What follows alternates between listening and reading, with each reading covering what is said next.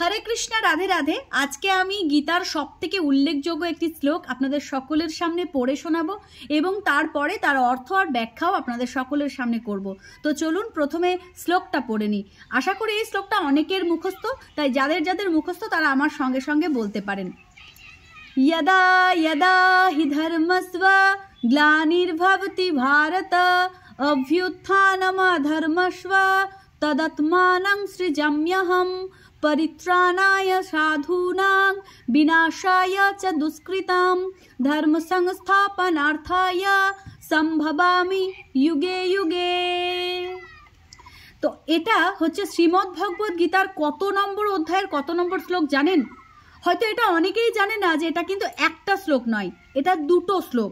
এটা চতুর্থ অধ্যায়ের 7 নম্বর এবং 8 নম্বর শ্লোককে মিলিয়ে একসঙ্গে গাওয়া হয়।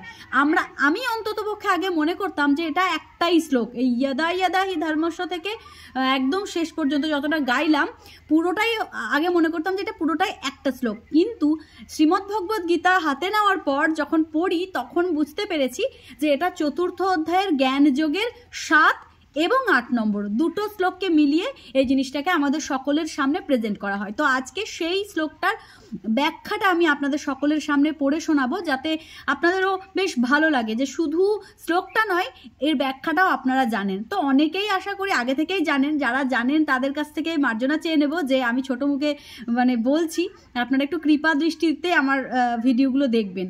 তো এই ইয়দা ইয়দা হি ধর্মস্ব, এই কথাটার অর্থ কি? এই কথার অর্থ হচ্ছে, হে ভারত, যখনই ধর্মের হানি এবং অধর্মের বৃদ্ধি হয় তখনই আমি নিজেকে সৃষ্টি করি, অর্থাৎ সাকার দেহ ধারণ করে লোকের সামনে প্রকটিত হই। অনেকে বলেন না, অনেকে তর্ক করেন না যে ভগবান পরমেশ্বর ভগবান নিরাকার, তার কোনো রূপ নেই। তো এই শ্লোকটা তাদের দিকে ছুঁড়ে মারবেন এবং বলবেন যে ভগবান নিজে গীতার চতুর্থ অধ্যায়ের জ্ঞান যোগের 7 এবং 8 নম্বর শ্লোকে বলে গিয়েছেন, যখনই ধর্মের হানি এবং অধর্মের বৃদ্ধি হয় তখনই আমি নিজেকে সৃষ্টি করি, অর্থাৎ সাকার দেহ ধারণ করে লোকের সামনে প্রকটিত হই। এই সাকার শব্দের অর্থ কি জানেন? এই সাকার শব্দ অর্থ হচ্ছে নিজ দেহ ধারণ করা, অর্থাৎ এই যে আমি আপনাদের সকলের সামনে আছি এর অর্থ হচ্ছে এটা হচ্ছে সাকার রূপ। এবং আমি যখন আপনাদের স্বপ্নে বা আপনাদের কল্পনায় যদি কখনো আসি, হয়তো আমার ভিডিও কেউ দেখেছেন, তারপর অনেকেই বলে দিদি তোমাকে আজ স্বপ্নে দেখলাম।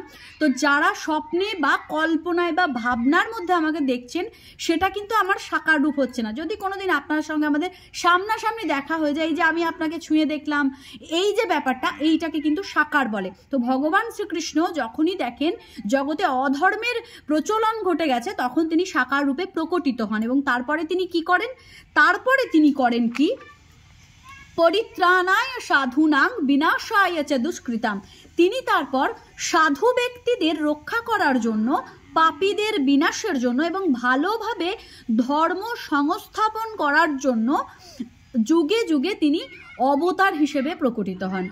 তো এই দুটি শ্লোকের মধ্যে এতটাই সুন্দর অন্তর্নিহিত অর্থ রয়েছে, যদি আমরা এটা সুন্দরভাবে বুঝি এবং ভিতরে প্রবেশ করিয়ে নিই তাহলে পাপ কাজ থেকে আমরা নিজেরাও বিরত থাকতে পারবো। অনেকে আছে যে মনে করেন যে আমি পুণ্য করছি, অর্থাৎ ভালো কাজ করছি, ভগবান নিশ্চয়ই দেখতে পাবে, আমি সত্যি কথা বলছি, ভগবান নিশ্চয়ই শুনতে পারবে, আমি ভালো পথে চলছি, ভগবান নিশ্চয়ই অনুভব করতে পারবে। কিন্তু সেই ব্যক্তি যখন পাপ কাজ করে তখন সে ভুলে যায় ভগবান নিশ্চয়ই দেখতে পাবে।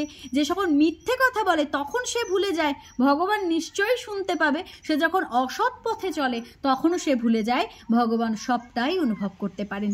তো একটা মানুষের দুটো পার্ট রয়েছে, এই দুটো পার্টকে যখন প্রতিটা মানুষ বুঝে যাবে যে হ্যাঁ এটা আমার ভালো দিক হলে এটা আমার খারাপ দিক, এবং দুটো মিলিয়েই আমারও খারাপ কিছু থাকতে পারে। যেমন আমি মনে করি আমি 100% ভালো নই, এই জন্যই তো প্রতিটা মানুষের কাছে আমি এখনো ভালো হতে পারিনি এবং প্রতিটা মানুষের কাছে ভালো হওয়াটা উচিতও নয়। এই সমাজে যদি সাধু এবং চোর দুটো সম্প্রদায়ের কাছেই তুমি ভালো হওয়ার চেষ্টা করো তবে তুমি নিজেই অসাধু। তো আমি চেষ্টাও করি না সবার কাছে ভালো হওয়ার, তবে আমি নিজের ভুলগুলো, নিজের ত্রুটিগুলো বুঝতে পারি যে এগুলো আমার ভুল, এগুলো আমার ত্রুটি, এবং সেগুলোকে একটু হলেও ঠিক করার চেষ্টা করি। আগামী দিনে প্রতিটা মানুষেরও উচিত সেই নিজের ভুল, নিজের ত্রুটি এগুলোকে বেছে বেছে বের করা এবং সেই ভুল ত্রুটিগুলোকে শুধরে দেওয়ার চেষ্টা করা। আর না হলে ভগবান তো নিজেই প্রকটিত হয়ে তোমার শেষ সময়ে এসে সবটা সংস্থান করে দেবেন। তো আজকের ভিডিওটি এখানেই শেষ করছি। যাদের ভিডিওটি ভালো লেগেছে তারা একটু শেয়ার করবেন এবং প্রতিটা মানুষের কাছে এই বার্তা পৌঁছে দেবেন। আগামী দিনে ভগবান অবশ্যই কোনো না কোনো রূপে প্রকটিত হবেন এবং সমস্ত অসাধু ব্যক্তিদেরকে তিনি নিমেষেই শেষ করার জন্য এই পৃথিবীতে আরও একবার প্রকট হবেন, আরও একবার আবির্ভাব হবেন। তো আজকের ভিডিওটি এখানেই শেষ করছি। দেখা হচ্ছে নতুন কোনো ভিডিওতে, নতুন কোনো দিন। ততক্ষণের জন্য সকলে ভালো থাকবেন, সুস্থ থাকবেন। জয় শ্রীকৃষ্ণ, রাধে রাধে।